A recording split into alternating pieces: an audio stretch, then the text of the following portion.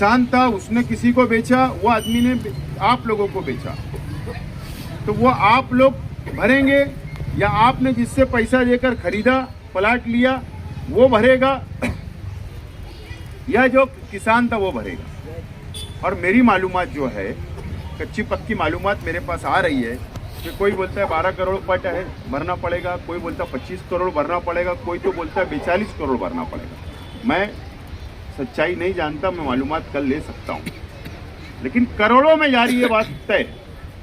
पट की रकम करोड़ों में अदा करना है गवर्नमेंट को, जब जाकर दोबारा वो खरीदी होगी और दोबारा फिर आप लोगों को दिया जाएगा, ऐसा समझ में आ रहा है एक साधारण। ये एक बात हो गई।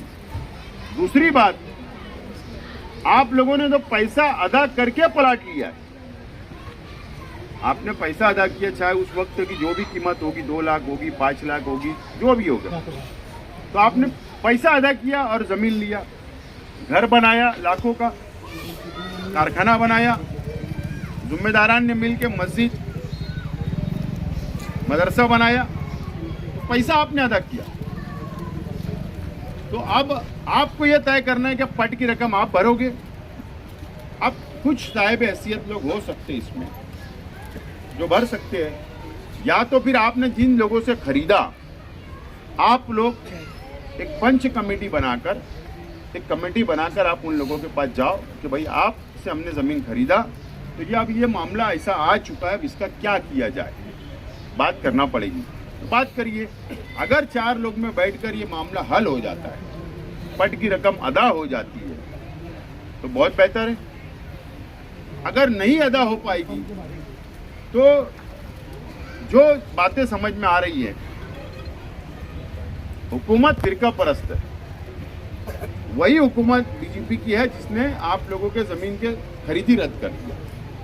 कल हो सकता, अल्लाह ना करे, कल हो सकता कि कल इसके ऊपर अतिक्रमण बोलकर कानूनी कार्रवाई हो मकानात पर। तो अब इससे भी हमको बचना है और ये भी मामला हमको हल करना है, तो इसके लिए तो कानूनी लड़ाई लड़ना पड़ेगी। तो कानूनी लड़ाई अगर लड़नी है तो मैं आज सिर्फ आप लोगों को यकीन दिलाने, ये जो जिम्मेदार आए थे मेरे पास, जो बहुत इसरार किया उन्होंने कि आप आज टाइम दे दीजिए, तो मैं आप लोगों को यकीन दिलाने सिर्फ आया हूँ कि आप मेरे यहाँ 800 मकान है, 50-60 कारखाना है, मस्जिद है, मदरसा है, तो नज़र तो 800 नहीं आ रहे। अगर हर घर का मामला है तो 800 लोग यहाँ नज़र आना चाहिए। इसका मतलब आज भी आप लोगों में इत्तेहाद नहीं है। तो मैं आज यहाँ से जा रहा हूँ, आप लोग दोबारा एक एक घर का आदमी दोबारा सर जोड़कर रात में बैठे हो, कल दिन में बैठो और पहले इत्तेफाक राय करो कि आपको करना क्या है। न तो जब हम कानूनी लड़ाई लड़ने के लिए जब जाएंगे तो कल 2 बात नहीं होना चाहिए, आधे लोग उधर भाग रहे, आधे लोग ये लड़ाई लड़ रहे। तो बात ऐसी है कि लड़ाई फिर अच्छी तरीके से मजबूती से नहीं लड़ी जा सकती। इसलिए इत्तेफाक राय बनाइए, और अगर कानूनी लड़ाई लड़ना है, हमको हमारी हिफाजत करना है, हमारे मकानात की, हमारी ज़मीन की हिफाजत करना है, तो आप लोग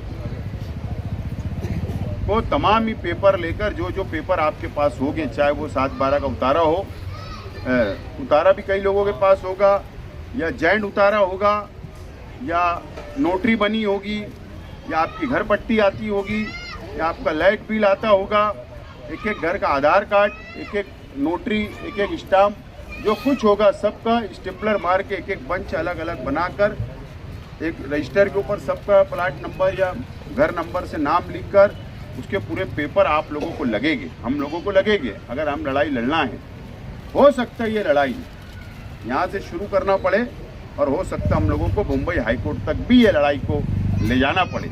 मुंबई हाई कोर्ट का हो सकता है कि ये लड़ाई को लड़ना पड़ेगी। इसकी वजह मैं जो कानूनी समझता हूँ, कानूनी वजह यह है कि तहसीलदार ने उतारे पर नाम रद्द करने का फैसला, खरीदी रद्द करने का फैसला नहीं दिया, प्रांत ने खरीदी रद्द करने का फैसला नहीं किया, कलेक्टर ने नहीं किया, ये हुकूमत महाराष्ट्र के महसूल मंत्री डिपार्टमेंट ने हियरिंग लेकर ये फैसला किया है कि यहाँ की खरीदी रद्द किया जाए।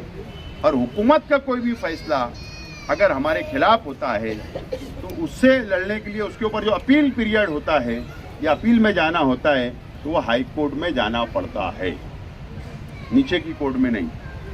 तो चांसेस यही है 90% कि ये लड़ाई को हम लोगों को हाई कोर्ट में लड़ना पड़ेगा हमारी हिफाजत के लिए, और कोई बड़ा वकील लगाना पड़ेगा, बड़ा वकील, छोटे वकील से काम नहीं चलेगा। तो ये तमाम ही चीज़ें हम लोग करेंगे। अगर आप लोगों की राय रही, आपका इत्तेफाक हुआ, तो आज मैं आपको यकीन दिलाता हूं कि हम लड़ाई लड़ने के लिए तैयार हैं। हम सेकुलर फ्रंट, मैं सिर्फ इस्लाम पार्टी की बात नहीं बोल रहा हूं, इस्लाम पार्टी, समाजवादी पार्टी, हम सेकुलर फ्रंट मिलकर ये लड़ाई लड़ने के लिए पूरी तरीके से आपके साथ खड़े रहेंगे। मैं आज आपसे इस बात का वादा करता हूं। और लड़ाई लड़ना अपना काम है, कानूनी लड़ाई लड़ना अपना काम है। हो सकता है 1% उसके अंदर कानूनी हाईकोर्ट कोई भी फैसला सुनाए, इसलिए हमारे खिलाफ भी फैसला जा सकता, हमारे फेवर में आ सकता, हम बच भी सकते। आप लोगों के सामने एक छोटी सी मिसाल बाजू में सर्वे नंबर 110 की है, पता है ना, ये तहजीब स्कूल के पीछे ऐसे ही मामला हुआ। हाईकोर्ट ने फैसला दिया कि बुलडोजर लगा के तोड़ दो। उस वक्त तो भी इसी वार्ड का मसला है, उस वक्त तो भी हम लोग खड़े रहे। मैं मुंबई हाईकोर्ट के अंदर हम लोग केस हारे, हम सुप्रीम कोर्ट गए और सुप्रीम कोर्ट से हमने वो स्टे लाया, बाद में वो बैठकर हल हुआ आपस में, और वो आज वो लोग है। तो बोलने का मतलब लड़ाई लड़ना पड़ती तो लंबी लड़ना पड़ती है। इसके लिए आप लोग अपनी एक कमेटी पहले तय कर लें, अच्छे संजीदा लोगों को इसके अंदर ले, पढ़े लिखे लोगों को आप लोग ले, और ये सब पेपर लगेंगे। मैं यकीन दिलाने के लिए आया था कि मैं लड़ाई लड़ने के लिए सेकुलर फ्रंट हम मिलकर तैयार है, आपकी बस्ती के लिए, आपके प्लाट के लिए। बस आप लोग, यही मैं बोलना है कि आप रात में सब लोगों की एक अच्छी मीटिंग लो, सलाह मशवरा करो। क्या होता है कि पार्टी के अलग अलग लीडर को मानने वाले होते हैं।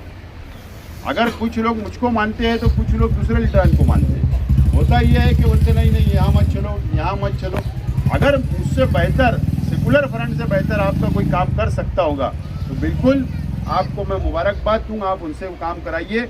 हम उसके बावजूद भी आपके साथ खड़े रहेंगे, लेकिन आप लोग सलाह मशवरा करो, इत्तेफाक राय करो, हम आपके साथ। मारेवा कारपेट, करास, हेटलोन, विलस्पन कंपनी का पायदान, वॉलपेपर, ट्रेन वाला कारपेट, 13 फुट की रुंदी वाला कारपेट, दीवार पे लगाने वाली मार्बल सीट, घर में बिछाने वाली चटाई, 1 mm से लेकर 6.5 mm तक का कारपेट हमारे वहाँ मिलता है। हमारा पता याद रखे, मालेगांव आबिद सोडा के बाजू में डायमंड कारपेट।